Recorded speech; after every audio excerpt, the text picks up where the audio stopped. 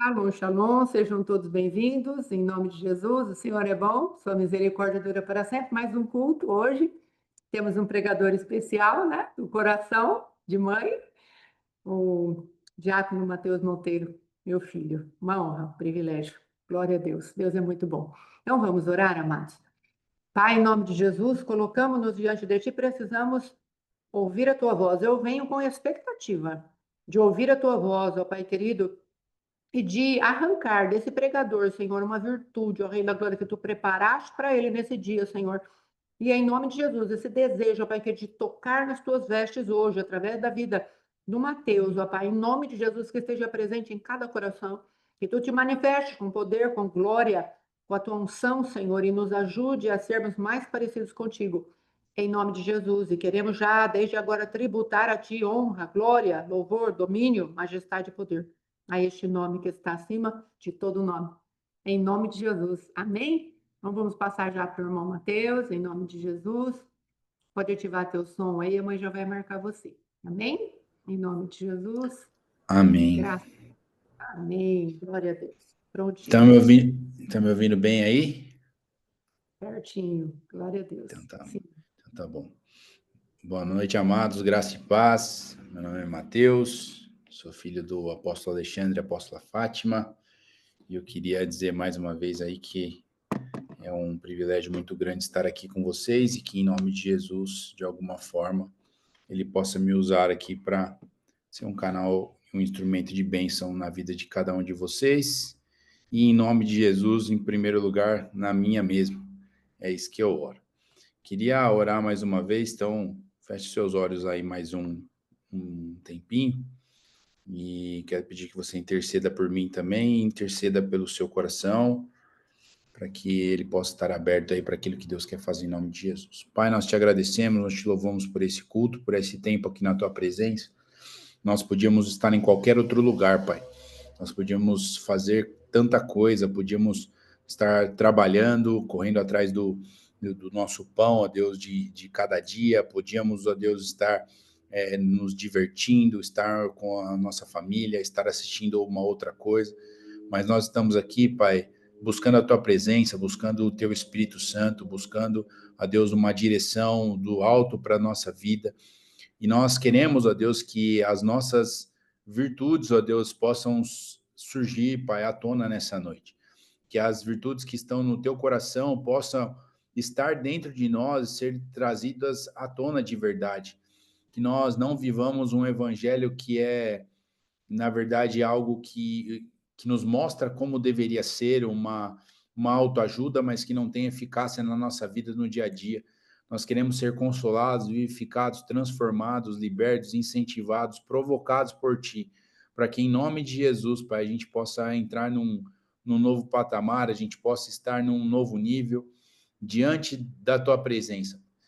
Em nome de Jesus, Pai, que esse culto, que esse momento a Ti venha nos transformar, venha me transformar, venha agir de dentro para fora em nossas vidas, Pai. Que em nome de Jesus, Pai, não seja um evangelho baseado em persuasão de palavras, mas em demonstração do Teu poder, do Teu Espírito Santo. Que nós sejamos completamente impactados pelo Senhor e a Tua presença seja real aqui em nosso meio. Cerca-nos, ó Deus, com o Teu Espírito Santo, com os Teus anjos, envia os Teus anjos a nosso favor, guerreando, abrindo o céu sobre cada casa, sobre cada pessoa que está ouvindo essa palavra agora, independente do tempo, independente do lugar, nós pedimos que os céus estejam abertos, os ouvidos espirituais sensíveis, os olhos, Pai, espirituais abertos, cada sentido espiritual aberto para ouvir de Ti. E eu ligo essa oração na terra para que seja também ligada no céu, em nome de Jesus. Amém. Amém. Amados, eu queria compartilhar com vocês uma palavra, mas antes de eu entrar de verdade no tema, há um tempo atrás, o, o meu pai, o apóstolo das nossas vidas aí, ele trouxe uma revelação, um entendimento de Deus em relação à diferença, né, de bondade e de misericórdia. A diferença de como a misericórdia atua nas nossas vidas e de como a bondade atua nas nossas vidas. E ele disse que, na verdade, a misericórdia, ela é como se Deus tivesse sempre tentando, de alguma maneira, corrigir os nossos erros e não permitindo que nós vivêssemos 100% daquilo que nós merecemos ou a consequência de 100% também das nossas falhas, dos nossos erros, da nossa desobediência. Então, Deus é aquele pai que sabe que o filho vai colocar a mão na tomada, o dedo na tomada e vai tomar um choque, e ao invés dele deixar o filho colocar o dedo na tomada, ele vem e retira esse filho ali, e por muitas e muitas vezes, e às vezes até ele permite que esse filho coloque o dedo na tomada, mas ele não tome 100% do choque que ele tomaria, talvez ele tome um pouco menos, né? Então, esse seria o cenário, né, da misericórdia de Deus atuando a nosso favor. E a bondade é quando nós estamos no centro da vontade de Deus e existe um outro patamar, uma outra, um outro estabelecer de Deus sobre as nossas vidas, que é quando nós vivemos a multiplicação, as bênçãos, os mimos, os presentes e aquele sopro de Deus que a gente sabe que não tem como as coisas acontecerem do jeito que nós imaginamos. Então, fazendo aqui com a analogia da criança, é como se o pai tivesse ali trazendo, não só falando, filho, ó, aqui está errado, o filho já obedece e não coloca o dedo na tomada, mas também após ele se direcionar para o lugar certo, ele fala assim, ainda tem uma recompensa, que está um carrinho Hot Wheels para você brincar, colecionar e tudo mais. Eu estou utilizando esses exemplos porque logo essa será a minha função, né? Eu creio que o meu pai e a minha mãe, os apóstolos, estão compartilhando com vocês que eu e minha esposa estamos grávidos aí, não só de um propósito, né? Faz tempo que a gente ouviu aí que nós nós deveríamos, né? E todos nós estamos grávidos de propósito, igual Isabel estava de João Batista, mas agora nós estamos também biologicamente sendo alcançados por essa bênção de Deus e essa multiplicação. Então, eu vejo, né, começando essa palavra, eu vejo a diferença entre a misericórdia e a bondade de Deus. A misericórdia é quando Deus dá uma segurada na quantidade de consequências que nós deveríamos sofrer por causa dos nossos maus atos. E a bondade é aquilo que nós vivemos quando nós estamos no centro da vontade de Deus. E eu lembro, ainda que no final dessa palavra, meu pai, ele trouxe uma frase falando assim, eu preciso parar de viver de misericórdia e começar a viver de bondade.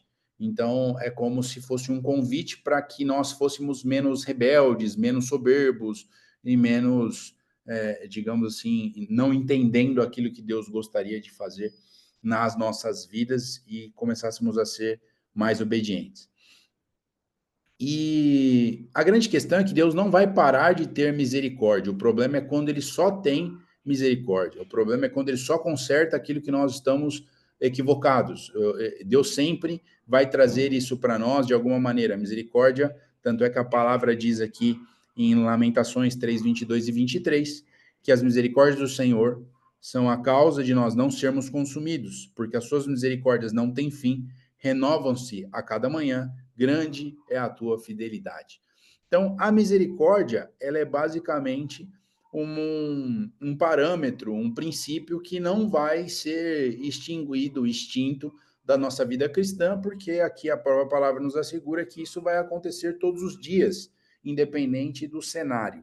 Só que em Salmos 23, versículo 6, diz o seguinte, certamente que a bondade e a misericórdia do Senhor me seguirão todos os dias da minha vida e eu habitarei na casa do Senhor para todo o sempre. Então aqui nesse salmo o autor, né, diz que na verdade não tem a ver apenas com a misericórdia e não tem a ver com a bondade. As duas estariam à nossa disposição para que nós vivêssemos e nos estabelecêssemos de uma maneira poderosa. Então ele está falando que não só a misericórdia e a bondade estariam à nossa disposição, mas elas também nos seguiriam. E depois a gente vai até pensar na parte, né, da bênção do Senhor, que a bênção enriquece não acrescentadores, que a bênção, na verdade, elas nos perseguiriam. Então, é mais ou menos isso. É como se Deus estivesse dizendo, ó, vocês não vão se esforçar para a minha misericórdia e para a minha bondade se achegar até vocês.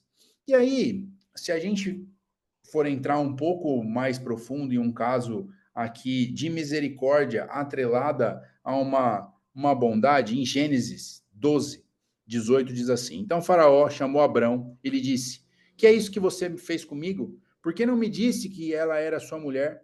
Porque me disse, é minha irmã, de maneira que a tomei para ser minha mulher. Agora, pois, aqui está a sua mulher, tome-a e vá embora. E Faraó deu ordens aos seus oficiais a seu respeito, e eles acompanharam com a sua mulher e tudo quanto possuía. Nesse episódio aqui de Gênesis 12, 18 ao 20, alguns versículos após isso, a Bíblia diz, né, que Deus avisa Faraó dessa mentira que Abraão conta, e além de Deus avisar Faraó que era uma mentira e que Sara ela não era irmã dele, ela era sua esposa, a Bíblia diz que depois Abraão é despedido com bens. Então, uma vez uma vez eu lendo essa história, eu falei, rapaz, você acaba de mentir, e, na verdade, se eu não me engano, não sei se essa era a primeira ou a segunda vez que ele cometeu esse erro, eu acho que é a segunda vez que ele mente, falando que Sara era irmã e não esposa, e talvez ele tenha sido até recorrente, e mesmo assim, ele recebe algum tipo de bem após essa situação. Então, você fica pensando, poxa vida, então quer dizer que eu posso mentir e mesmo assim Deus me recompensar, me livrar da situação e fazer com que depois eu receba e colha frutos maiores do que eu imaginei. Sim, é exatamente isso, até um certo ponto, obviamente, mas a Bíblia nos ensina que em alguns momentos nós vamos colher tanto da misericórdia de Deus, nós vamos receber tanto daquilo que é a presença de Deus para as nossas vidas, que mesmo no meio das nossas falhas, mesmo no meio dos nossos problemas, nós teríamos mais recompensas de Deus do que nós merecemos. E a prova disso é o próprio Jesus ter vindo à cruz para nos resgatar. A prova disso é você pensar no quão bom você é e do que você colhe de fruto da sua maldade e da sua bondade, e daquilo que você consegue produzir para si mesmo. Então, em alguns momentos na sua vida, mesmo você não merecendo, mesmo você não estando no centro da vontade de Deus e até errando, Deus vai ser misericordioso a ponto de você receber mais do que você merece. E aí você isso não é para uma libertinagem, isso não é para você encostar debaixo desse tipo de situação e usar como muleta. Isso não é para que você olhe e falando, a graça é assim, então eu consigo fazer e Deus vai ter misericórdia de mim, né? Porque a Bíblia nos adverte que a gente está como se a gente estivesse crucificando Jesus de novo fazendo isso. A Bíblia diz que, na verdade, nós não devemos nos apoiar na graça para pecar. Então, a única e exclusiva vontade que eu acredito que Deus quis demonstrar para Abraão aqui é para que ele fosse mais fiel, mais crente e tivesse um arrependimento verdadeiro, falando, deixa eu entender o meu cenário.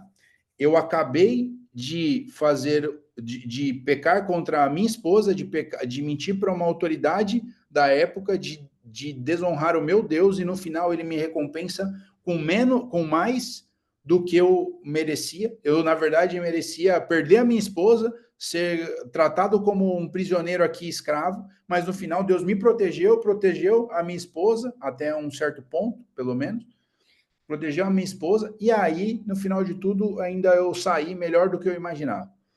Então, a vontade que Deus tem, o desespero que Deus tem de mostrar a bondade e a misericórdia dele para a minha vida e para a sua, não é para libertinagem ou para usarmos a graça de maneira inconsequente, mas é para que eu e você cheguemos a um nível de falar, meu Deus do céu, eu não acredito que eu merecia isso e recebi aquilo. Eu não acredito que eu mereceria a destruição do meu casamento, das minhas finanças, da minha empresa, dos meus negócios, de tudo que eu poderia ter, e no final de tudo, o Senhor está fazendo mais do que eu imagino, e de maneira, às vezes, rápida, de maneira na qual você nem esperava, seja surpreendente.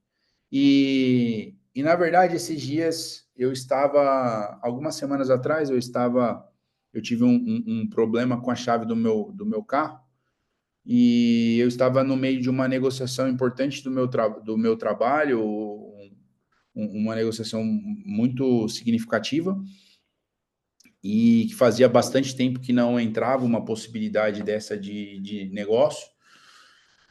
E eu tive que sair, no meio da correria daquilo acontecer, eu tive que sair para mexer com o negócio do meu carro, e aí eu falei, meu Deus do céu, eu preciso resolver isso aqui, eu tinha feito o meu máximo e não saía, não destravava, e enquanto eu estava lá resolvendo a situação do meu carro,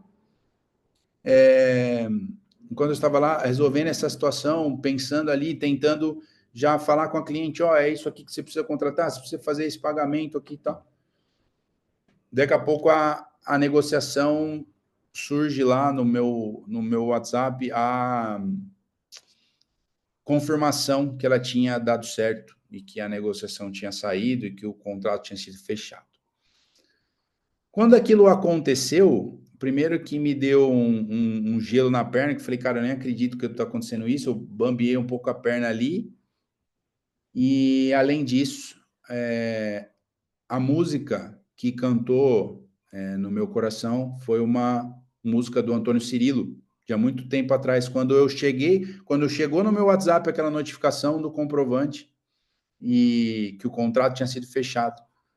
A música que veio nos meus ouvidos na hora, e eu sabia que era o Espírito Santo, é a música do Antônio Cirilo, que fala, o Senhor é bom e a sua misericórdia dura para sempre.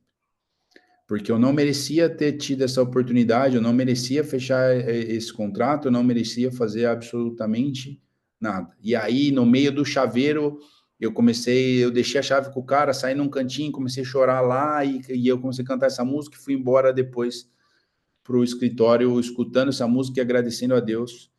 E aí, naquele momento, eu pude perceber que a ideia e que aquilo que Deus queria fazer comigo não era me falar assim, continua sendo rebelde, continua não fazendo aquilo que você sabe que você deve fazer.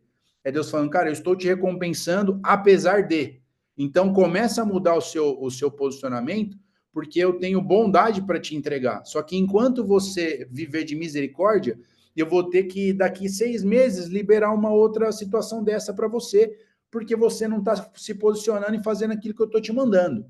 Mas se você fizer o que eu estou te mandando, além de você ser honrado por mim, eu vou ser glorificado através do seu posicionamento. Depois de muita luta e depois de muitas situações que os meus pais sabem, minha esposa sabe, muitas coisas que nós passamos, que eu passei profissionalmente, nesses últimos 2 meses, foram os melhores meses que nós já tivemos de maneira profissional, que eu já tive nesses últimos 5 anos, e não só na questão de qualquer coisa, não é financeiro, é questão de honra, de respeito, de olharem para mim falando, cara, aquele Mateus que estava morto, o que aconteceu com você? E às vezes eu fiquei... Às vezes eu ficava me olhando falando, poxa, eu estou fazendo isso agora porque eu vou ser pai, eu tenho o dom, né? E agora o dom vai vir em janeiro e agora eu tenho novas responsabilidades. Só que a diferença, amados, é que isso tinha mudado dentro de mim há 2 semanas antes, mais ou menos, de saber que a minha esposa estava grávida. Então, eu, como homem, estava tendo a oportunidade de conhecer a bondade e a misericórdia de Deus e entrar nesse novo tempo sobre a minha história. Então, o que eu quero te incentivar não é se apoiar numa misericórdia que Deus vai ter, é se apoiar na misericórdia para que você se arrependa, saia do seu pecado e tenha um novo posicionamento, falando, eu sei que, igual eu vou ler aqui em Isaías 64, versículo 6, mas todos nós somos como imundos, e todas as nossas justiças como trapo de imundícia, e todos nós murchamos como a folha, e as nossas iniquidades nos levam como um vento. Então, Isaías está dizendo assim, cara, por mais justo que você seja, você ainda é um trapo de imundícia. E eu já cheguei a falar aqui uma vez, eu quero repetir, trapo de imundícia era pano de menstruação, menstruação é um filho que não foi gerado. Então, quando Isaías fala isso, ele fala assim, ó, você fica tentando gerar filhos diante de Deus, você fica tentando fazer coisas diante do Pai como se você fosse justo o suficiente, só que você não é, então a sua justiça não vai dar certo. Então, por mais que eu trabalhasse, por mais que eu honrasse a Deus, eu nunca vou conseguir ser justo o suficiente para que eu seja honrado por Deus de maneira recíproca. Mas o que eu estou querendo dizer aqui é que, na verdade, Deus estava querendo me dizer, falando, cara, apesar de eu quero te dar uma consciência de quem você é para mim e que você vai conseguir viver novas coisas, novas realidades e você só precisa começar a crer nisso e a se posicionar em relação a isso. E se a gente pegar no Velho Testamento, por exemplo, em Josué 3, versículo 5, diz o seguinte, Josué disse ao povo, santifiquem-se, porque amanhã o Senhor fará maravilhas no meio de vocês. Então, nesse versículo aqui, era óbvio que Josué estava dizendo, ó, vocês precisam se concentrar agora, porque amanhã vocês vão receber a visitação de Deus. E essa visitação, ela vai ser extremamente poderosa e vocês precisam estar preparados para isso de alguma forma. E aí ele dá esse incentivo. Davi, em algum momento, quando ele chega diante do pão da proposição, que ele pede para o sacerdote para comer aquele pão, o sacerdote pergunta para ele, poxa, mas vocês não tocaram em mulher, vocês estão limpos? E ele fala, não, a gente está limpo, a gente estava na guerra e tudo mais, e aí eles comem o pão. E Josué aqui, e o próprio Davi, nesse exemplo que eu citei aqui, eles sempre foram, na velha aliança, naquilo que era antes de Jesus, basicamente, as pessoas tinham que fazer algo para terem uma pequena amostra daquilo que Deus era. E aí você fala, poxa, Mateus, mas Moisés viu Deus face a face, mas tiveram pessoas com extremas experiências diante de Deus. Sim, 1, 2, 3, algumas dá para contar nos dedos quantas pessoas. Tanto é que se a gente for perceber no Velho Testamento, a gente sempre tinha nomes de um protagonista, né? A gente tem, por exemplo, o livro de Josué, né? A gente tem o livro de Juízes, mas Juízes eles contam várias pessoas que eram um protagonista. Aí tem Débora, tem Gideão, tem Sansão, mas era uma pessoa que Deus levantava para poder incentivar e julgar aquela geração. Depois você tem Samuel, depois você tem histórias dos reis, mas são vários reis especificamente. Depois Jeremias, Isaías, Ageu, Obadias. É sempre uma pessoa que era o foco. E aí depois, quando a gente vai para o Novo Testamento, a gente percebe os relatos de Jesus, do Evangelho, através dos discípulos, mas depois já começa a haver uma multiplicação da manifestação de Deus, porque Jesus rasgou o véu, dando um spoiler para você aqui.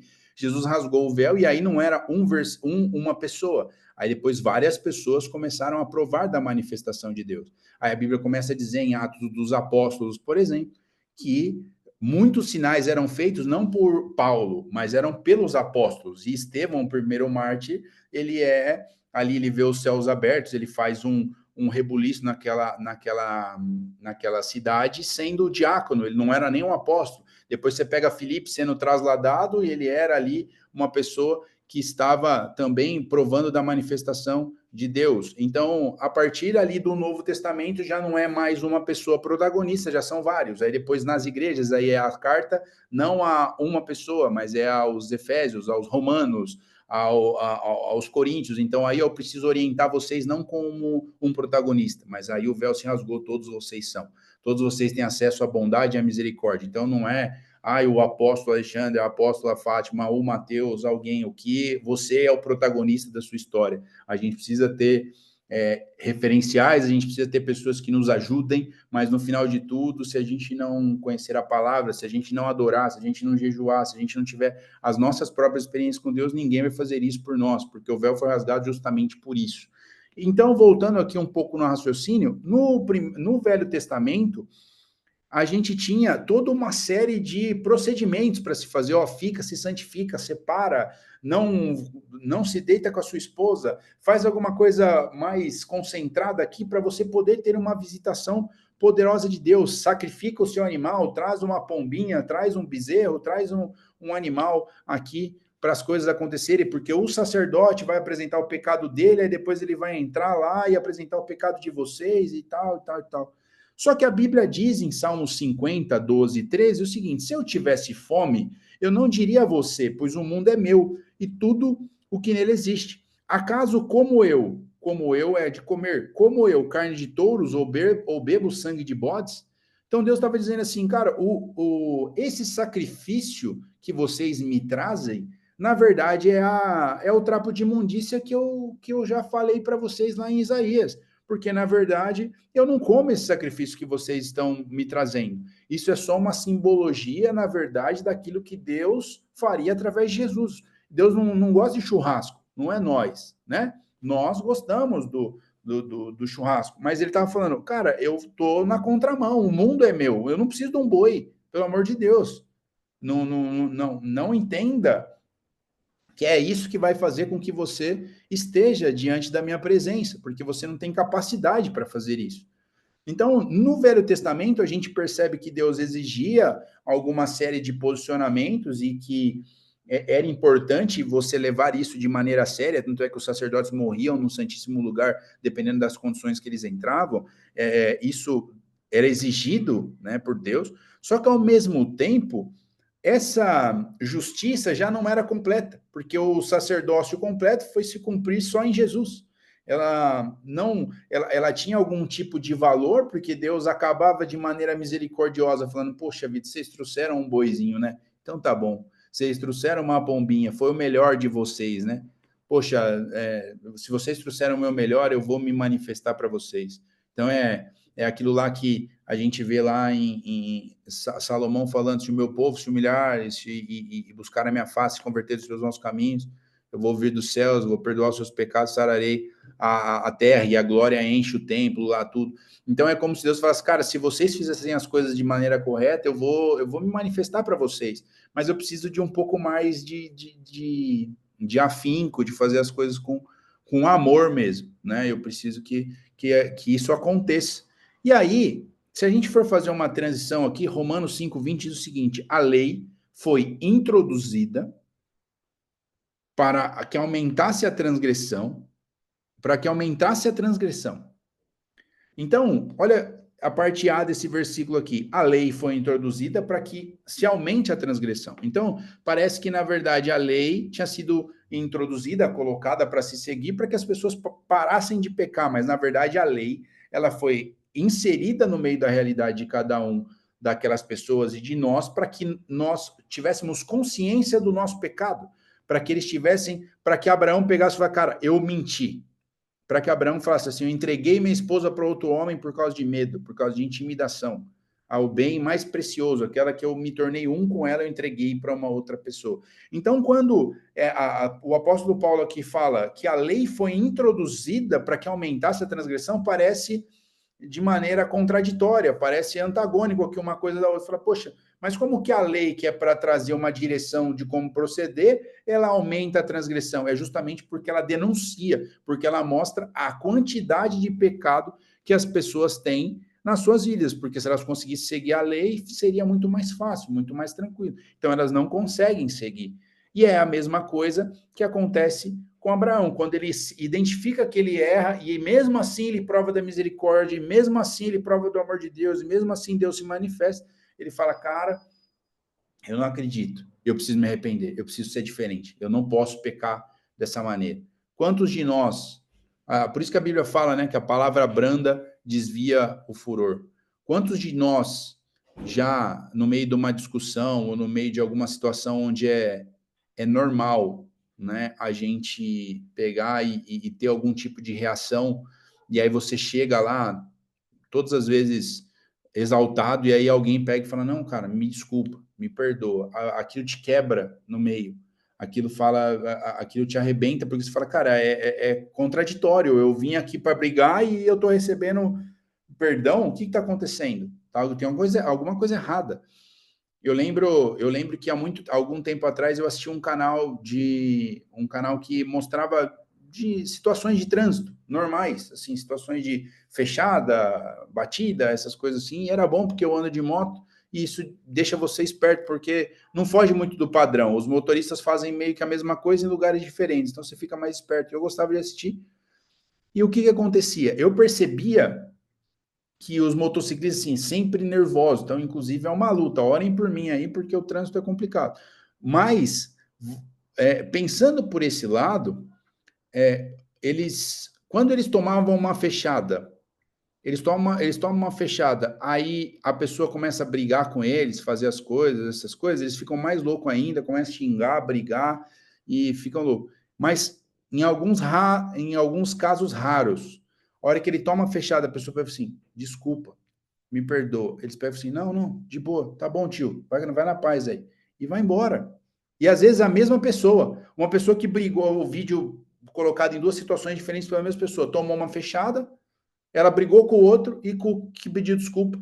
Ela fala, não, tá tudo bem. E vai embora. Então, assim, é exatamente isso que acontece. Existe uma música do Lecrae com o Mali Music que eles falam assim, no meu coração eu te amaldiçoei, mas na verdade você me amou. Então é assim, é como eles entendendo exatamente isso. Fala, cara, como que alguém que traz uma maldição é recebido com amor, é recebido com esse tipo de situação aqui? Não faz sentido esse amor de Deus. Eu lembro de um testemunho, depois se vocês quiserem eu mando para os apóstolos e eles replicam para você, do Brian Red Welch. Ele é ele é um guitarrista, na verdade, de uma banda de rock, e ele se converteu, e conforme ele estava comentando, assim, ele estava com muito problema com vício, estava com a ex-esposa dele tinha falecido de overdose, a filha dele passando extremos problemas ali, cantando as músicas que ele mesmo cantava, e as músicas tinham vários problemas, e ele falou, cara, minha filha tem 3 anos cantando as músicas que eu canto, minha esposa morreu e eu tô aqui desse jeito. E aí ele chega num dia, um determinado amigo dele fala para ele, falou, cara, a Bíblia diz que não bem-aventurados, não. A Bíblia diz o seguinte, que se você está cansado e sobrecarregado, para você buscar alívio, né? Que Jesus tem alívio para você. Então, cara, busca uma ajuda, faz alguma coisa. E ele foi na igreja, e se eu não me engano, ele ouviu a mesma coisa do pastor na igreja. E quando ele ouviu a mesma coisa do pastor, ele chegou na casa dele, e ele falou, e aí ele colocou todos os instrumentos do vício dele assim na mesa, e aí ele olhou para cima e falou assim, Deus, se aquilo que o pastor lá falou naquele dia, for verdade, o Senhor me ajuda, porque eu vou usar agora os meus produtos aqui, mas se for verdade, o Senhor me ajuda. E naquele dia, ele não aconteceu nada, ele usou mesmo. Chegou no outro dia, ele fez a mesma oração, falando, Deus, se o Senhor não fizer nada, eu vou usar esses produtos aqui, eu preciso de alguma coisa diferente. E ele falou que quando ele falou isso, ele recebeu um amor que ele nunca tinha sentido na vida dele. E ele falou, cara, aquilo foi invadindo o ambiente, comecei a quebrar as coisas que eu estava usando, joguei tudo fora e nunca mais eu usei. E aí, se vocês verem a aparência dele, ele é alguém extremamente assim, não é normal, né, de nós vermos uma pessoa daquele nível, daquele nível de loucura, digamos assim. Não é um ser humano tradicional, ele é alguém que foge um pouco dos padrões, sendo tocado por Deus de uma maneira amorosa, misericordiosa. E isso não o que ele precisou fazer? Ser sincero, e ele precisou mostrar para Deus, eu tô aqui, eu sei aqui, a lei está me mostrando que eu sou transgressor, mas eu preciso de alguma coisa que é a mais, porque eu não tenho força, eu não consigo. E aí, naquele momento, a bondade de Deus, a misericórdia de Deus entra, e dali em diante, por causa do amor, ele consegue sair daquele lugar. E muitas vezes a gente tenta inverter a ordem, a gente tenta fazer alguma coisa para Deus, para que Deus nos aceite, e aí a hora que Deus nos aceita, a gente fala, poxa Deus, agora eu tô legal. Só que eu creio que existe um convite para mim e para você hoje, para a gente chegar diante de Deus sendo extremamente sincero. Eu lembro de uma frase de que eu ouvi há um tempo atrás de uma moça que ela falava assim, é melhor uma incredulidade sincera do que uma fé falsa. É melhor você chegar que nem Tomé diante de Deus, diante de Jesus, né, diante dos discípulos, aliás, e falar, ó, eu preciso que Jesus pegue e me mostre os furos nas mãos, porque se ele não me mostrar, eu não vou crer. Melhor Tomé ter dito isso do que não ter dito nada. E eu vou dizer para vocês o porquê de tudo isso. Qual que é o resultado? Qual foi o resultado de Pedro, Tiago, João, os outros discípulos após Jesus ter sido crucificado? O resultado, na verdade, a situação que eles foram ali, de certa forma, expostos, é uma situação onde Deus, na verdade, o Jesus, se mostrou para eles. Falou, eu sou Jesus, eu estou aqui e eu estou me mostrando para vocês. Então, eles tiveram uma experiência com Jesus após a morte de Jesus. E a experiência de Tomé foi exatamente a mesma que a deles. Só que a diferença é que Tomé foi ajustado. E ele foi corrigido, falando, cara, você devia ter crido sem ver. Mas o resultado deles é o mesmo que o seu. Você não creu o suficiente, mas você foi sincero. Então, pela sua sinceridade, eu vou te corrigir na sua fé, mas o resultado vai ser o mesmo. Então, o que eu quero que você entenda é que é melhor você chegar diante de Deus e ser ajustado, falando, Deus, ó, eu perdi isso, eu perdi aquilo, eu não creio, eu estou ansioso, eu estou soberbo, estou orgulhoso, estou não pedindo a ajuda necessária. É melhor você chegar e depois Deus pegar e falar para você, cara, você precisa ser mais humilde. Mas eu tenho isso aqui para você. É melhor ter essa reação, que é, na verdade, é melhor ter esse resultado, que é igual ao dos outros, do que não ter resultado nenhum. Do que não ter tido, falar, não, eu creio. E no final de tudo, a gente saber que não crê. E, na verdade, a gente não, porque às vezes a gente não sabe, a não ser que Deus revele. Mas o próprio Deus saber que você não está crendo assim. Uma vez orando, Deus pegou e falou isso para mim. Falou, por que você está escondendo esse sentimento que você tem, sendo que você sabe que eu já sei? Não faz sentido, cara. Fala para mim, é melhor você falar, porque eu já sei. Não tem vergonha nisso. Você está sentindo. Então, isso é muito importante para nós entendermos que, voltando aqui para o texto, que a lei ela foi introduzida justamente para revelar o seu coração podre, o meu coração podre, as nossas dificuldades, os nossos pecados e o quanto eles estão diante das nossas vidas. E aí você se apaixonar mais por Jesus e não inverter a ordem das coisas. Não comece a tentar fazer alguma coisa para Deus como se você estivesse numa velha aliança, falando, eu preciso levar o meu pombinho, eu preciso levar a minha vaquinha, eu preciso levar o meu sacrifício, porque Deus não come os touros que você está levando. Deus não se agrada dos nossos trapos de imundície. Ele quer que você chegue diante dele falando, cara, eu preciso de você, Jesus, eu preciso da tua presença. Eu não estou conseguindo, eu não consigo amar o Senhor como eu deveria. Eu preciso que o Senhor inverta a ordem. Eu não sou mais aquele que vai levar para o sacerdote para que o sacerdote faça alguma coisa. Eu sou aquele que vai levar o meu pior, aquilo que eu tenho de mais ridículo, e aí o Senhor vai transformar isso de alguma maneira. E isso vai ser poderoso. E a parte B desse versículo, ela é extremamente importante aqui, porque ela fala assim, lembrando o versículo todo, a lei foi introduzida para que aumentasse a transgressão. Romanos 5:20. Mas onde abundou o pecado, superabundou a graça.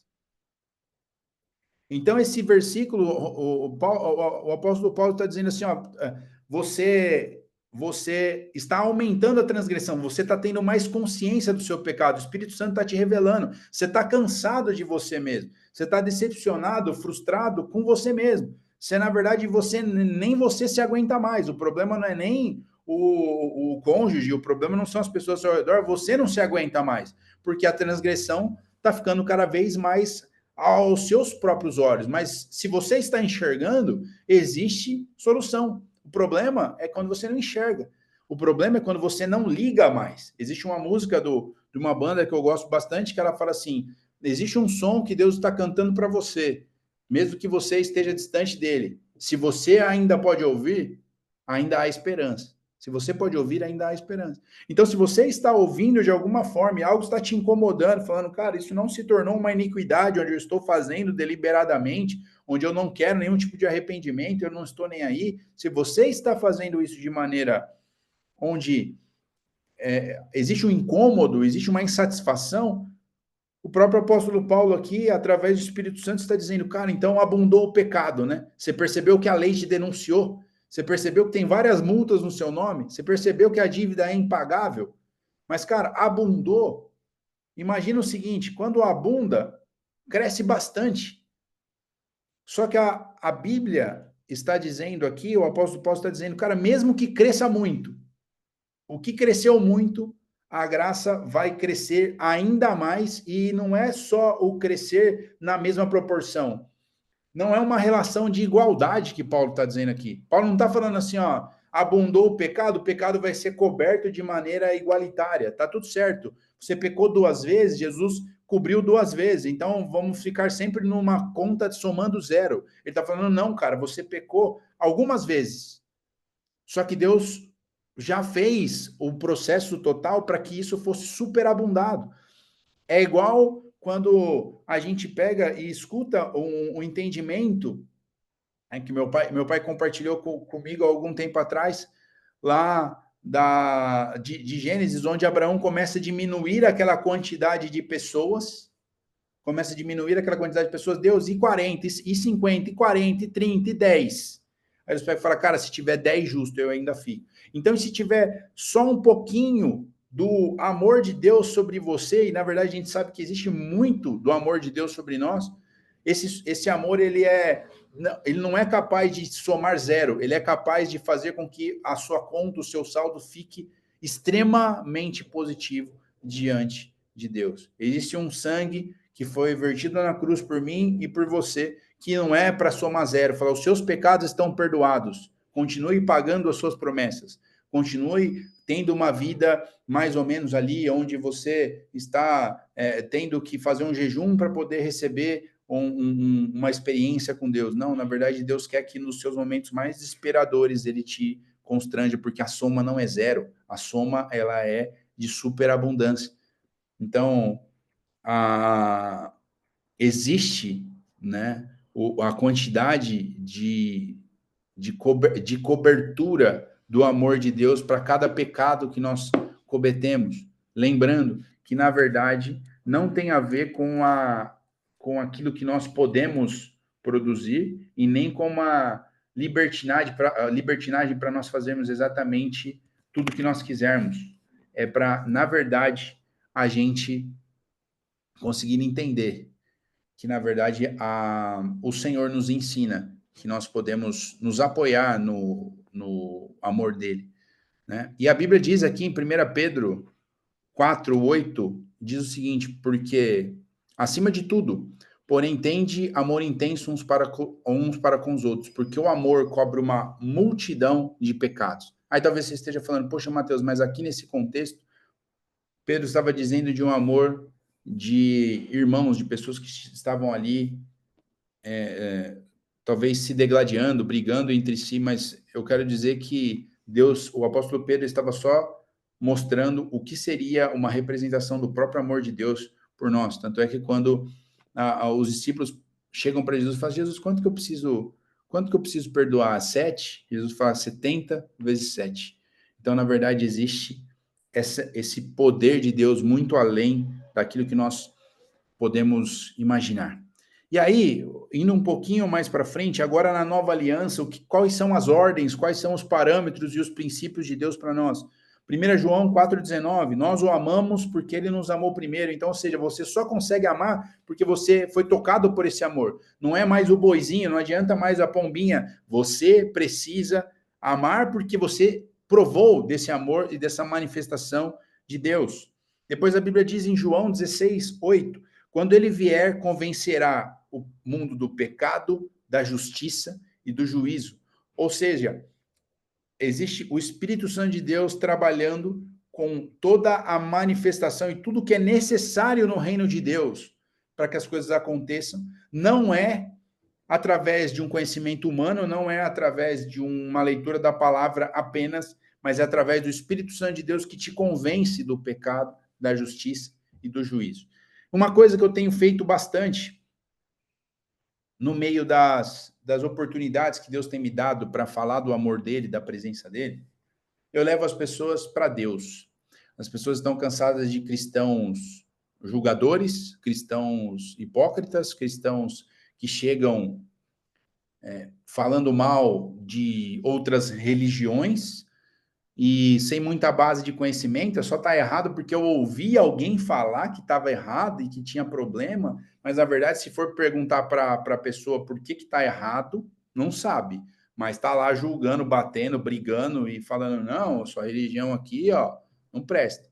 Sabe o que acontece? Quando alguém vem falar comigo a respeito, é impressionante porque as pessoas vêm falar, poxa, qual que é a sua opinião? O que você pensa? Porque eu sou isso, eu sou aquilo outro, e eu acredito nisso, nisso e nisso. E eu falo, cara, entendi o seu raciocínio.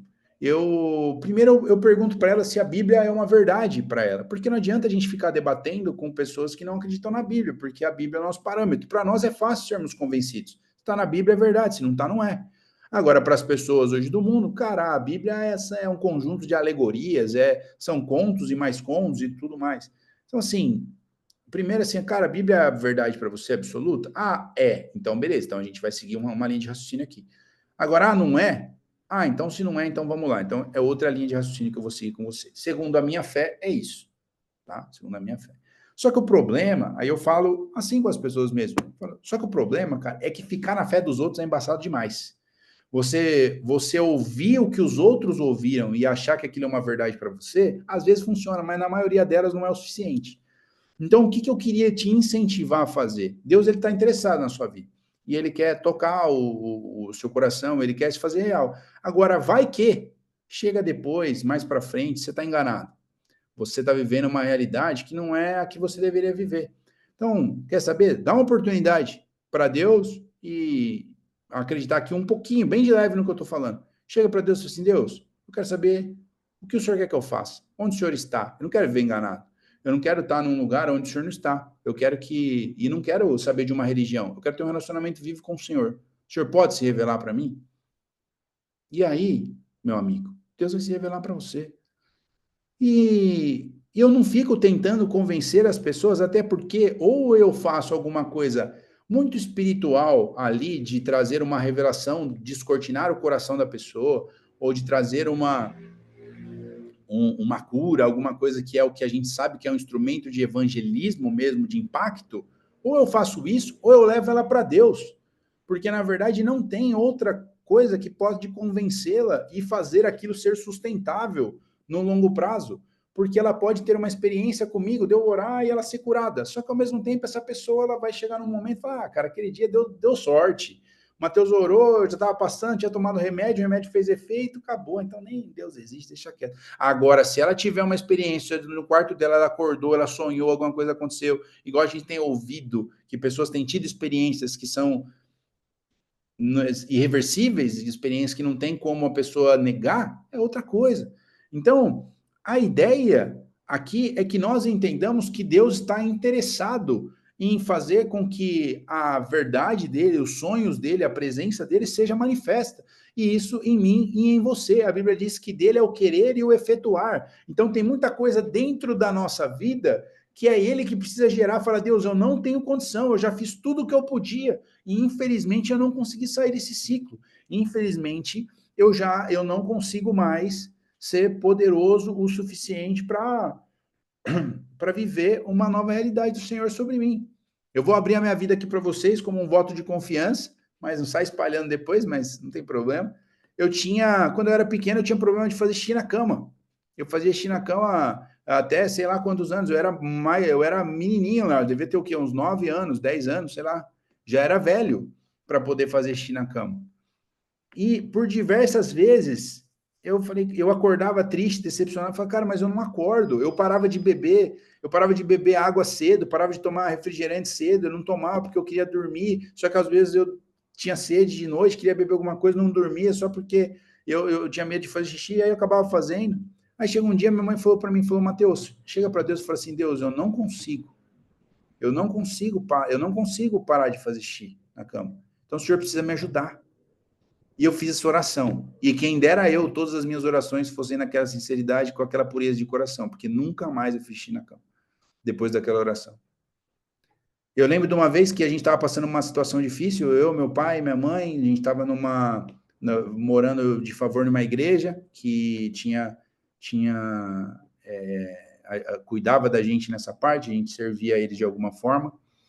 E aí, no meio dessa situação toda, o que acontecia? A gente vivia dentro da propriedade da empresa, da igreja ali, né? Então, era uma casa dentro do barracão do lugar ali, que era a igreja.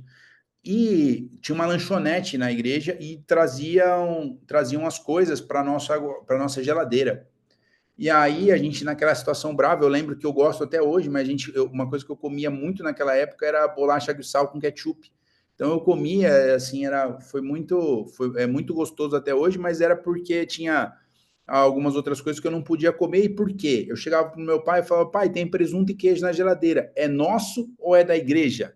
Meu pai falava assim, é da igreja. Eu falava, tá bom. Eu fechava a geladeira. Isso eu tinha, sei lá, 9 anos.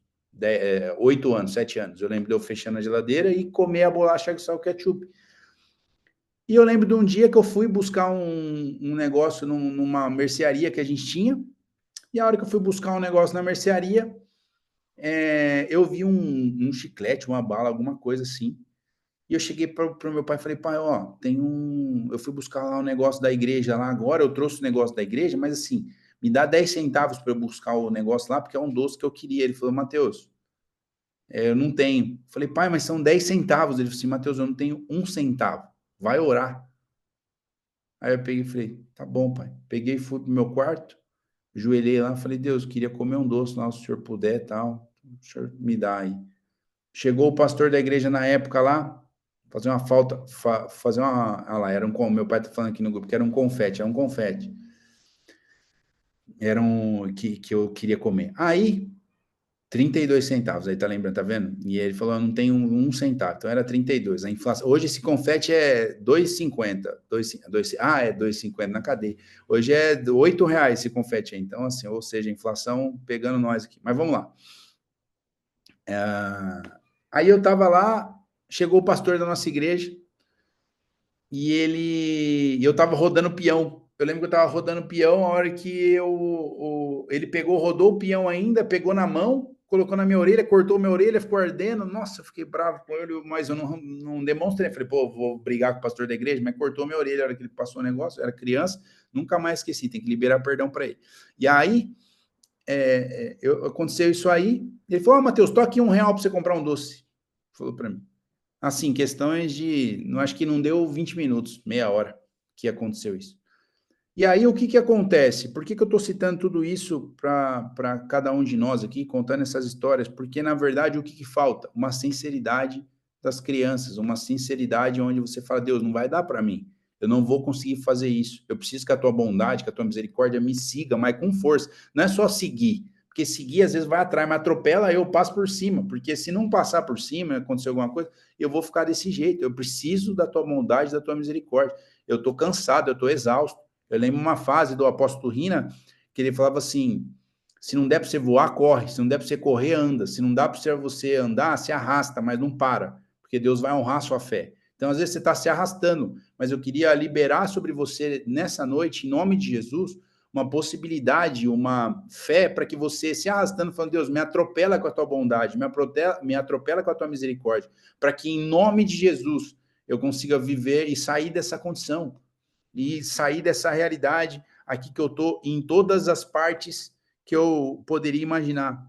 E aí, em Hebreus 4,16, olha que consolidando ainda mais essa palavra, fala o seguinte, assim, aproximemo-nos com toda a confiança diante do trono da graça, a fim de recebermos graça e misericórdia para socorro numa ocasião oportuna. Eu lembro que eu estava preocupado com os meus pais, porque nós tínhamos vendido o açougue lá, 5 anos atrás, vendido o açougue, meu pai ele tinha vendido um carro que ele não precisava mais, tinha algumas coisas para acontecer, e eu falava, cara, meu pai e minha mãe, e como é que vai ser daqui para frente? Como é que eles vão sustentar? O que vai acontecer?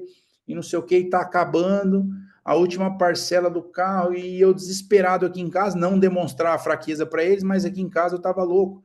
E eu lembro que eu escutei uma música do Toby Mac, que é uma música até de alguém que, assim, é música para você levar para uma festinha, uma festa de criança, um ambiente de churrasco descontraído, não é uma música espiritual, não, para você pegar, e aliás, ela é bem espiritual, mas ela não é uma música que tem os padrões naturais que a gente escuta num culto.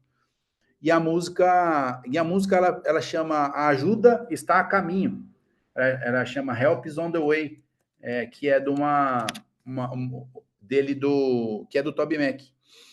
E aí, no meio dessa realidade toda aí que a gente estava vivendo, eu estava preocupado, né? E aí eu vou cantar a música, Deus me livre e guarde, repreende isso, não posso cantar para ninguém não tenho essa autoridade de jeito nenhum. Não vou cantar para ninguém não. Eu vou ler a letra para vocês. A letra fala assim, ó: a ajuda está a caminho, talvez meia-noite. E essa música começou a tocar na minha televisão, que tem hora que o YouTube, aqui o algoritmo, tem hora não, Deus usa bastante o algoritmo do YouTube para me dar aqui, para nos dar experiência com músicas que são assertivas em relação às experiências que a gente tem que ter. E aí eu estava pensando, meu pai e minha mãe começou a tocar essa música. E aí o título da música é A Ajuda Está a Caminho, talvez meia-noite. E aí a música fala assim, pode ser meia-noite ou meio-dia. Ele nunca está adiantado, nunca atrasado. Ele manterá o que afirmou. Eu vivi o suficiente para dizer que eu ouvi o seu coração, eu vi a sua dor. No escuro, na chuva, se sente tão sozinho, sente tanto medo. Eu ouvi você orar em nome de Jesus. Pode ser meia-noite ou meio-dia. Ele nunca está adiantado, ele nunca está atrasado. Ele manterá o que afirmou. Eu vivi o suficiente para dizer. A ajuda está a caminho, logo, logo. A ajuda está a caminho, vinda atrás de você. Às vezes são dias, às vezes são anos. Alguns enfrentam uma vida inteira de lágrimas caídas. Mas ele está na escuridão, ele está no frio, que nem pela manhã ele sempre mostra que pode ser meia-noite ou meio-dia, e aí ele repete aqui essa música. Então, assim, o que acontece? Essa música veio naquele momento onde Deus está falando, cara, pode ser meia-noite, pode ser meio-dia, eu não vou estar atrasado, não vou estar adiantado, e daqui a pouco meu pai e minha mãe recebem a última parcela do carro, mais alguns outros recursos que ele vendeu, eu nem lembro o que aconteceu, mas eles começam a vir recursos do nada, e dali para frente nunca mais faltou nada, eles estão vivendo o sobrenatural de Deus até agora. Então, assim, eu gostaria, né, de te dizer que existe socorro na ocasião oportuna para você. E essa bondade e a misericórdia ela está disponível para mim e para você. E contando até um pouco mais de um outro testemunho, hoje eu estou cheio das histórias, e glória a Deus, que eu estou lembrando aqui, mas o céu está aberto, graças a Deus. O que acontece? Eu estava aqui, o ano passado, não sei quem sabe, eu estou vendo aqui alguns nomes diferentes, mas eu vou contar de novo esse testemunho. O ano passado, a minha esposa falou, já deu 5 anos que a gente tinha se programado aqui para poder não ter filho. Você não acha que agora está na hora da gente se abrir para a vida? Porque talvez a gente está no nosso controle, né? Então a gente precisa parar de usar aqui, de se precaver, porque alguma coisa precisa acontecer. Eu falei, poxa, legal, boa a sua palavra, vamos ter fé então, e Deus está no controle, glória a Deus. Alguns meses depois, ela é engravida de gêmeos e aquilo tudo acontece. E eu falei, rapaz, que loucura, não é verdade mesmo? Deus quer que a gente se abra para a vida, e veio dobrado, e glória a Deus, e vamos que vamos. 2 meses depois, a gestação não desenvolveu e a gente ficou, né? Foi um baque, foi uma notícia bem triste para nós, mas eu lembro que naquele hospital, quando a gente recebeu a notícia, a gente se abraçou e eu comecei a orar, falando, Deus, a gente está aqui para te louvar, para te dar graça em todos os momentos, então obrigado. Gente, foi uma experiência que foi difícil, mas o Senhor está no controle, nos ajuda e tal. E beleza, aconteceu isso. E aí agora, no meio dessa última gestação, aliás, agora a gente descobriu que a gente estava grávido de novo, e aí no meio de tudo isso e tal, eu, igual utilizando aqui a questão do algoritmo do YouTube, eu estou ouvindo minhas músicas e geralmente assim, eu sou meio chato para música, meus pais sabem, tanto é que eles mandam algumas músicas, Mateus, Deus falou comigo em relação a essa música assim, né? A gente sabe que não é muito seu estilo, mas escuta aí, pensa na letra. Então ele sabe que eu sou chato, que não é toda música que eu gosto, então que eu tenho os meus parâmetros. Aí pensando nisso, eu escuto, na maioria das vezes, as mesmas coisas. E aí, chegou uma música nova de duas cantoras aqui que eu escuto, mas eu nunca tinha ouvido delas. E aí eu tô ouvindo a música, falei, nossa, legal a música, tudo. E eu estava no escritório trabalhando. Falei, nossa, legal a música e tal. E várias pessoas na mesa junto comigo ali e tudo. E aí eu de fone escutando. E aí a música ela fala, Cristo, o Senhor está comigo. A música fala, Cristo, o Senhor está comigo, Cristo, o Senhor está comigo e tal. Depois, se vocês quiserem também, eu já falei de 827 músicas, depois tem que lembrar de todas elas para poder mandar para vocês, caso vocês queiram escutar. Mas, mais essa música aí, vocês podem ouvir também. E chegando lá no final dessa música, fica um silêncio assim durante alguns segundos. E daqui a pouco vem uma voz, bem assim, do nada, assim, aleatória, uma voz de uma criancinha, que deve ter no máximo 5 anos, cantando Aleluia, Cristo, o Senhor, está conosco. E uma voz bem de criança mesmo. E a gente tinha acabado de descobrir a notícia que nós estávamos, o Dom estava vindo. Não o Dom, mas a gente estava, a Letícia estava grávida de novo. Aí quando a gente escutou aquilo, quando eu escutei aquilo lá, eu lembro que comecei a chorar no escritório e meio que tampava a cara, porque tinha um monte de gente na mesa e eu chorando, porque assim, naquele momento parecia que era o Dom cantando na barriga da Letícia para nós, falando, cara, Cristo, o Senhor está conosco. No meio dessa situação, eu estou com vocês. Então, o que eu estou querendo dizer é que assim, a música chegou no tempo exato, no tempo que é necessário, na maneira mais absurda que poderia chegar, do nada, para poder restaurar, curar uma situação que foi completamente vivificada e estabelecida por Deus. Então, o que eu gostaria de te provocar aqui, dizer que a ajuda ela está vindo de alguma maneira. Deus está querendo se demonstrar para você de alguma forma. E a forma mais poderosa que nós temos aqui de saber que Jesus, que foi demonstrado um amor, é através de Jesus, né? É através da forma do que Jesus fez pelas nossas vidas. E eu queria pedir sua atenção só mais alguns minutinhos. A Bíblia diz em Levítico 16, 27 o seguinte: mas o novilho da oferta pelo pecado e o bode da oferta pelo pecado, cujo sangue foi trazido para fazer a expiação no santuário, serão levados para fora do arraial e queimarão no fogo a pele, a carne e os excrementos deles. Então, em Levítico 16, 27, fala assim, ó, você pega e coloca fora o animal do arraial, porque você vai queimar ele lá fora, ele não vai ser queimado aqui dentro, ele vai ser colocado lá fora. Aí em Hebreus 13, 12, e aí lembrando, fazendo aquele contraponto, velha aliança, nova aliança.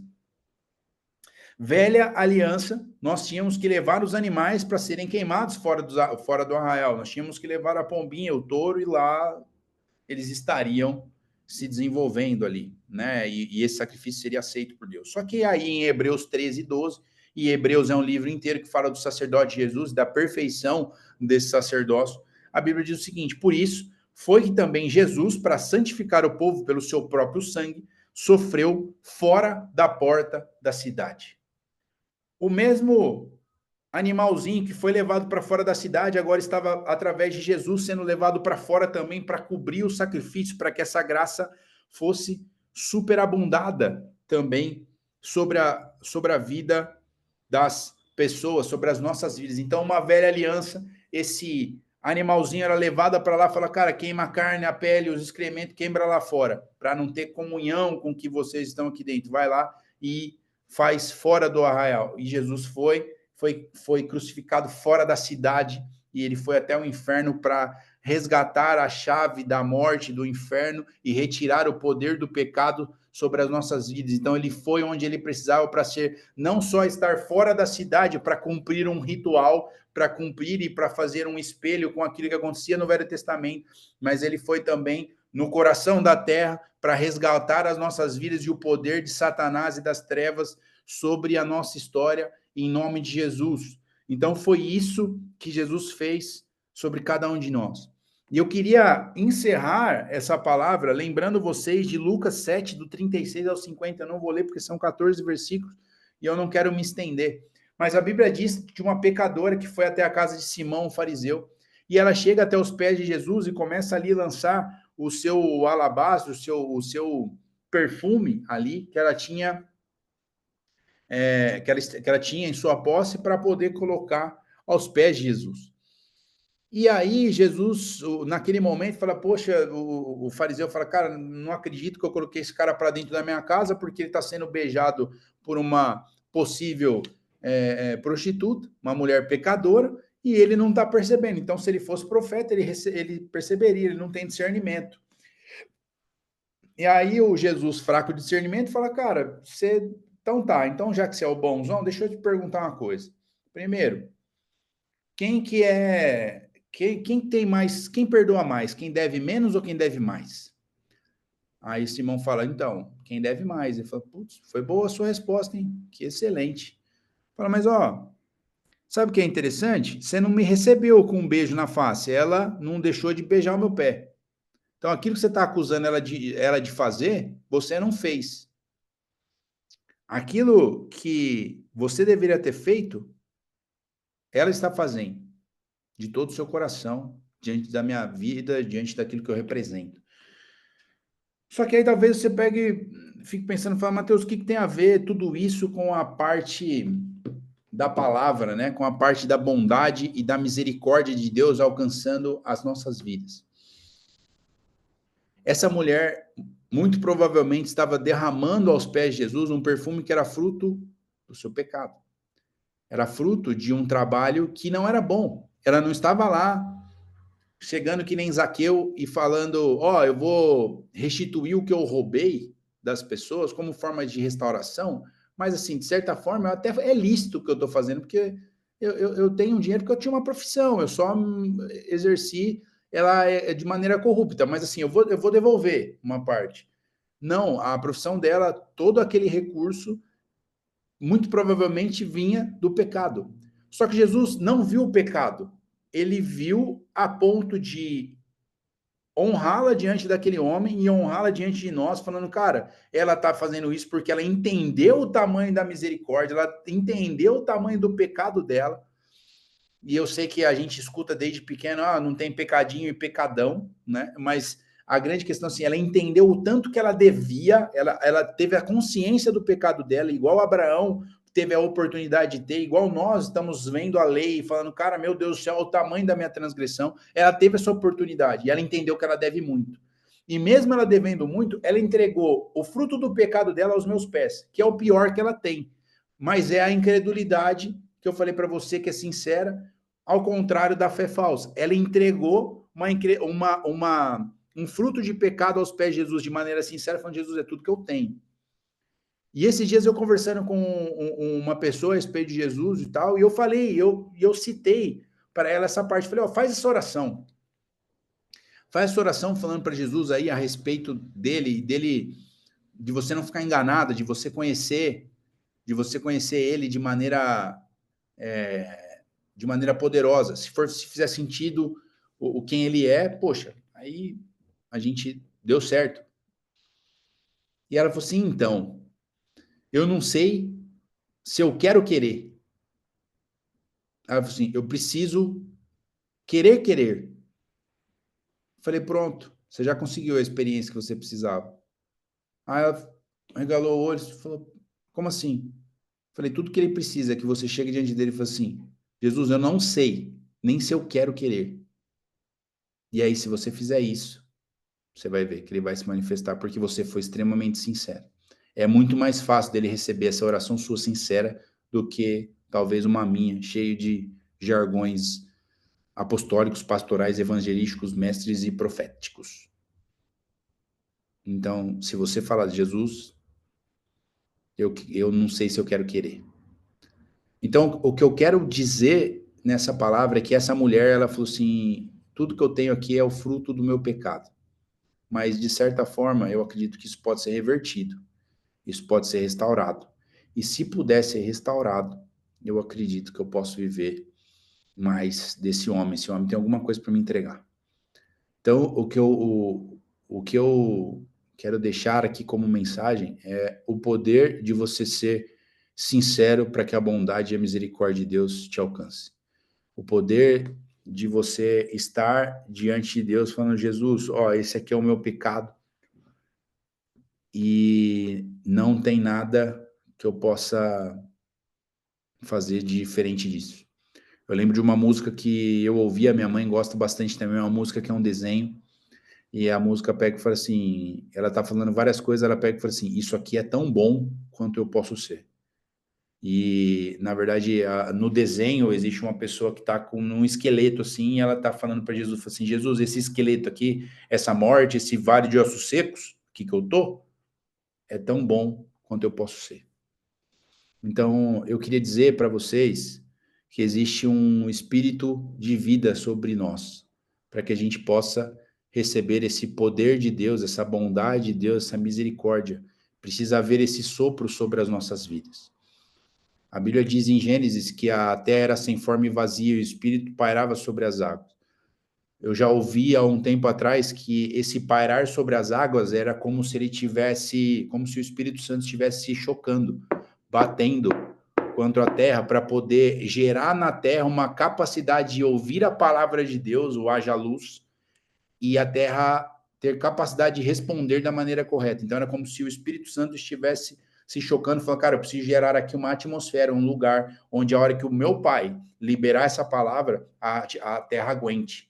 Então eu preciso se chocar aqui. Então esse pairar não é só ficar flutuando ali, é pegar e ficar gerando uma estrutura, que é convencer do pecado, da justiça e do juízo, que é justamente poder trazer uma realidade espiritual que a gente não tem capacidade de gerenciar às vezes.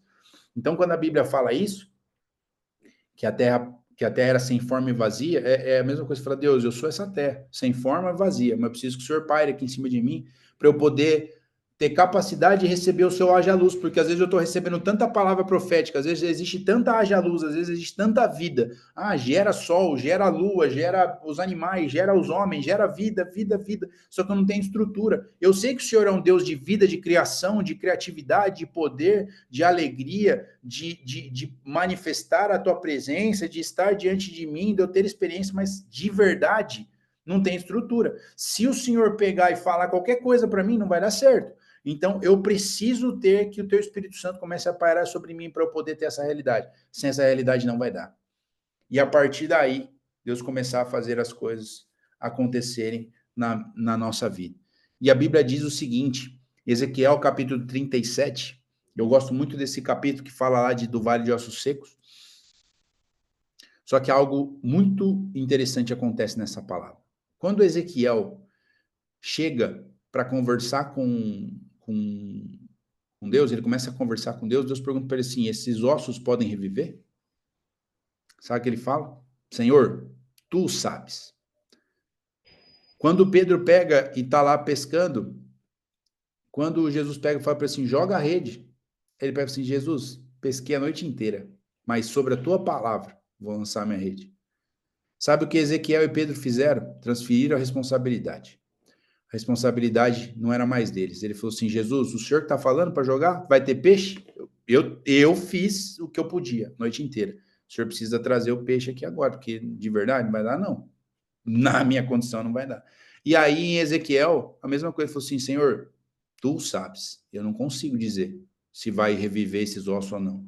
E aí Deus pega e passa um procedimento para ele ter. Fala, não, faz isso aqui, que aí vai reviver então. Então, o que a gente precisa é falar, Deus, eu não tenho estrutura. O Senhor que sabe se esses ossos podem viver. O Senhor que sabe se a minha rede pode encher de peixe. O Senhor que sabe se eu posso receber o haja luz. O Senhor que sabe se eu posso beijar o teu pé e no final de tudo o Senhor me dizer, a tua fé te salvou. O Senhor que sabe. Eu não tenho capacidade de poder viver isso, de verdade. Não dá. mas eu preciso da tua bondade, da tua misericórdia louca atrás de mim, me buscando, e eu sei que é isso que o Senhor tem para mim, mas agora eu criei consciência. Eu criei consciência de que essa é a minha realidade.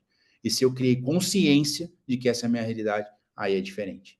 Aí a realidade se torna outra. Então eu queria te incentivar em nome de Jesus a ter esse coração sincero, falando, Jesus, eu preciso disso, preciso desse poder nesse nível, sem brincadeira, não vai dar para continuar mais. Em nome de Jesus. Então que você receba essa palavra no seu coração, no seu espírito e consiga vivê-la de maneira plena, em nome de Jesus. Se os apóstolos me permitirem, eu queria fazer uma oração. Posso fazer uma oração? Amém, amém, sim, claro, deve. Então tá. Pai, em nome de Jesus, eu quero orar pela minha casa, pela minha vida, Pai. Assim como o sacerdote entregava os seus próprios pecados, Pai, as suas próprias falhas, essa palavra, ela é para mim em primeiro lugar. Eu preciso que a tua bondade, a tua misericórdia me atropele a minha casa, atropele a minha vida, atropele o meu filho, atropele tudo que eu tenho, Pai, todos os meus negócios, os meus sonhos, os meus projetos, Pai. Eu preciso de um atropelamento, eu preciso de o Senhor me seguindo de maneira poderosa, porque eu não sou nada, Jesus. Eu não sou nada. Então eu confesso diante de ti, Pai, as minhas dificuldades, as minhas incredulidades, as minhas fraquezas, as minhas ansiedades e todas as necessidades, ó Deus, que eu tenho de poder, muitas vezes, precisar daquilo que é palpável. Quantas vezes nós queremos que o 2 mais 2 seja 4? Quantas vezes nós queremos não viver por fé, viver uma vida que, eu amo a Jesus, mas eu quero que tudo faça sentido. Então, Deus, eu quero fazer e dizer que essa é a minha realidade, em primeiro lugar, e da minha casa. E após isso, Pai, pedir para que o Senhor guarde o meu coração, sabendo que tudo vem de Ti, tudo volta para o Senhor, Pai. A Tua palavra diz, porque dele, por ele e para ele são todas as coisas, Pai. Então, em nome de Jesus, sobre a minha vida, a minha casa e sobre cada cenário, eu te agradeço pela Tua misericórdia, eu te agradeço pela Tua bondade, eu te agradeço pela Tua presença, e eu te agradeço desde já por aquilo que o Senhor está fazendo e pelo que o Senhor vai fazer. Mas em nome de Jesus, Pai, eu também quero orar por cada irmão que aqui está, Pai, por cada pessoa que vai ouvir essa palavra e já está ouvindo. Eu te peço, existem pessoas aqui, Pai, que não têm estrutura para poder receber a tua palavra, receber a tua direção, receberem o teu fôlego novo, o teu ressuscitar. Existem pessoas, ó Deus, que não têm capacidade, elas estão esgotadas, abandonadas, completamente feridas consigo mesmo, elas olham para si mesmo e falam, cara, acabou para mim, não dá mais certo, não é possível nem que outras pessoas vejam potencial em mim, porque eu já fracassei, esse aqui é o meu limite. Então, Pai, assim como Pedro chegou no limite dele, assim como aquela mulher entregou o seu pecado aos teus pés, em nome de Jesus, eu quero que o Senhor, Pai, se estabeleça sobre a minha vida e sobre a vida de cada um dos meus irmãos agora, estabelecendo uma estrutura, Pai, para que eles recebam a tua vida, recebam a tua multiplicação, recebam a tua misericórdia, recebam o teu amor, o teu agir. Pai, que em nome de Jesus eles sempre contem com a tua misericórdia, para quando eles forem enfiar os seus dedos na tomada, mas que eles saibam que existe um Deus que está com um coração completamente aberto, com um caminho melhor, para que seja fruto da obediência. E a bondade esteja sobre eles, trazendo multiplicação, alegria, transformação. Pai, que haja um tempo de refrigério, de renovo, de estabelecer da tua presença. Pai, em nome de Jesus, eu te peço que o Senhor ressuscite chamados, ressuscite propósitos, ressuscite prodígios, Pai, sobre a vida do teu povo. Que em nome de Jesus, Pai, essa misericórdia os alcance de maneira tão sobrenatural que eles fiquem impactados com o teu amor e eles possam voltar para o centro da tua vontade, dizendo, eu não acredito que no meu coração eu já não acreditava mais no Senhor, mas o teu amor me buscou profundamente e eu não posso receber nada menos que isso, e eu preciso corresponder a esse amor. Então, em nome de Jesus, Pai, eu te peço que a tua ajuda chegue, que a tua multiplicação chegue, que a tua luz chegue ao nosso redor, que o teu sopro de vida, que o vento que sopre dos quatro cantos, o teu espírito de vida possa soprar sobre nós e ressuscitar cada um de nós, Pai, para que nós vivamos a tua presença, o teu agir e o teu toque, Pai, sobre a nossa vida. Só a tua glória nos interessa e é só a tua glória que pode fazer grandes coisas em nosso favor. Assim eu oro, te engrandeço e eu te peço que os meus irmãos, os teus filhos, estejam provando dessa presença e dessa graça, em nome de Jesus. Amém. Amém, amém, amém.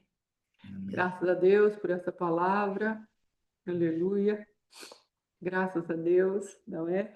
O Senhor é bom, a misericórdia dele dura para sempre. Rendição nos fará protagonistas da graça, do favor, da misericórdia de Deus.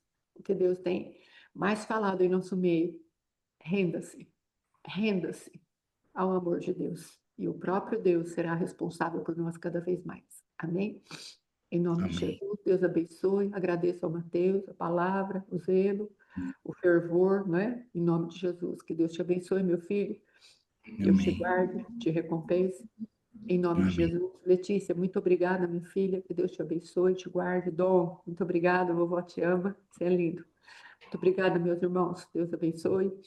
Em nome de Jesus, essa noite temos a oração com o apóstolo Alexandre, às 3 da manhã, aí depois da manhã, às 7h30, o Oséias, né, com o apóstolo Alexandre, e depois, às 3 horas, comigo. Estamos tratando do diminuir para caber. Estamos nas etapas finais aí. Amém? Muito obrigada. Deus abençoe. Muito bom. Graças a Deus. Muito obrigada, meu filho. Deus te abençoe. Shalom, shalom. Shabat com o apóstolo Alexandre, na sexta-feira, tinha esquecido, com Santa Ceia. Amém? Às 8 da noite, o Shabat. Amém? Deus abençoe. Amém. Obrigada, filho.